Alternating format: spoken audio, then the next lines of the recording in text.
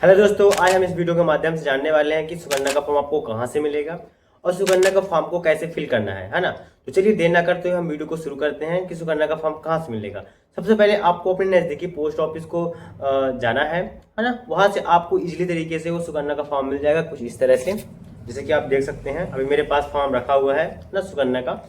तो आपको ये इजीली आपको अपने शाखा डाकघर से, ये जो ग्रामीण क्षेत्रों में जो शाखा डाकघर है आपको वहां से मिल जाएगा, आप वहां से प्राप्त कर सकते हैं। अब बात रही इसको भरने की कि अब आपको जो सुकन्या का फॉर्म है उसको भरना कैसे होता है। तो अब हम सीखेंगे कि सुकन्या का फॉर्म कैसे भरेंगे। तो चलिए। तो दोस्तों अब हम आ गए हैं अपने फॉर्म के ऊपर। जो आपको ये ऊपर दिख रहा है पे इन स्लिप है ना, एक्चुअल पे जो आप उस टाइम पे जो पेमेंट डिपॉजिट करेंगे उस पेमेंट का हिसाब के लिए ये फॉर्म भरा जाता है, पे इन स्लिप वाला।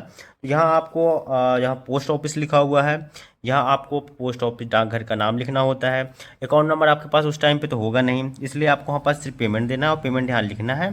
और पे इनटू क्रेडिट पे जो है तो उस लड़की का नाम लिखना है जिस लड़की के नाम पे खाता खुल रहा है। और रुपीज़ इन वर्ड यहाँ शब्दों पे अपना नाम लिख शब्दों पे अमाउंट लिखना है, यहाँ पास फिर साइन कर देना है। तो आपका ये पे इन स्लिप कंप्लीट से भर जाएगा।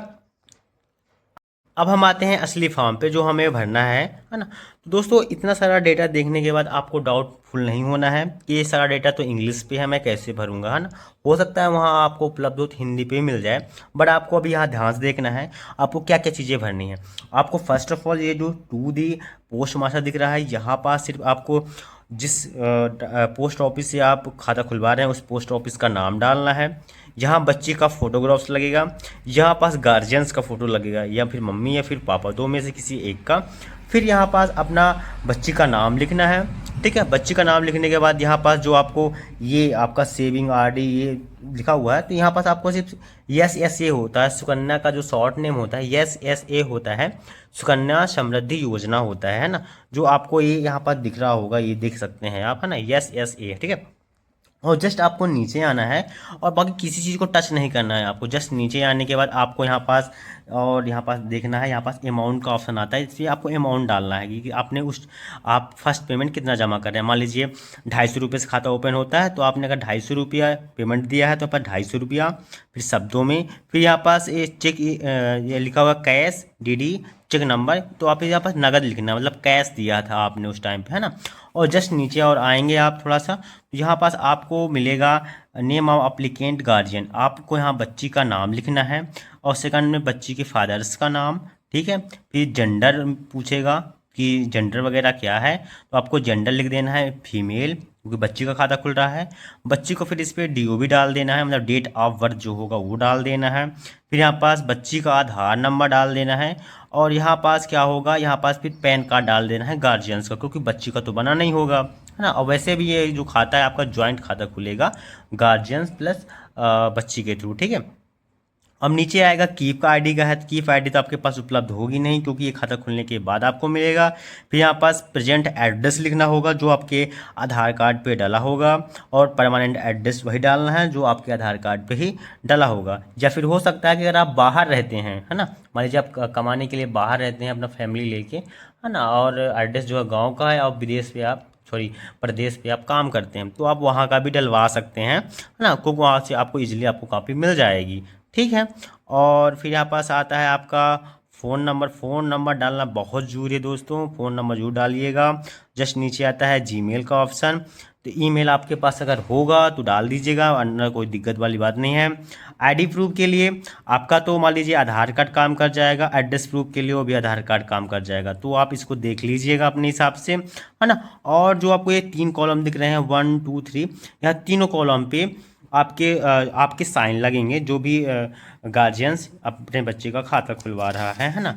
चलिए अब हम आते हैं सेकंड फॉर्म पे, जस्ट डिक्लेरेशन पे है ना। आपको इधर का कुछ भी टच नहीं करना है, जस्ट नीचे आना है, तो यहाँ पास आपको साइन करना है, गार्जियंस का यहाँ पास साइन लगेगा ये वाला हिस्से पे है ना। जस्ट फिर नीचे आएंगे तो नॉमिनेशन रहेगा, तो नॉमिनेशन पे यहाँ पास आपको नाम डाल देना है ना। इस पर आप सिर्फ 4 नाम डाल सकते हैं, तो आप कम से कम 1 2 नाम तब भी डालिएगा, हो सके तो जो 18 प्लस होंगे उनका ही नाम डालें आप, ज़्यादा बेटर रहेगा।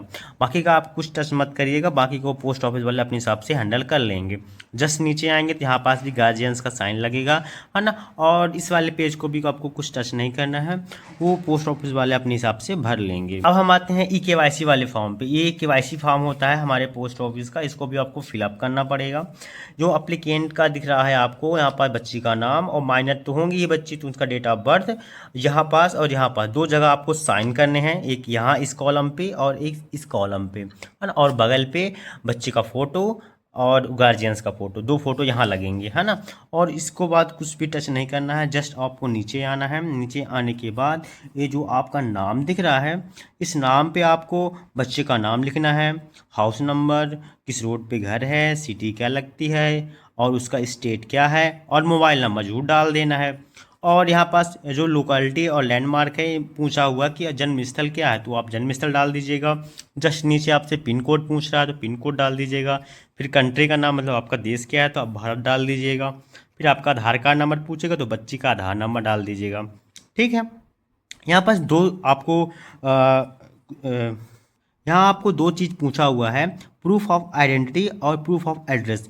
प्रूफ ऑफ आइडेंटिटी पे आप आधार कार्ड नंबर डाल सकते हैं या फिर आप पैन कार्ड नंबर डाल सकते हैं, और इस पे भी आधार नंबर या पैन कार्ड, दो में से किसी एक का डाल के आप इसको आगे बढ़ सकते हैं।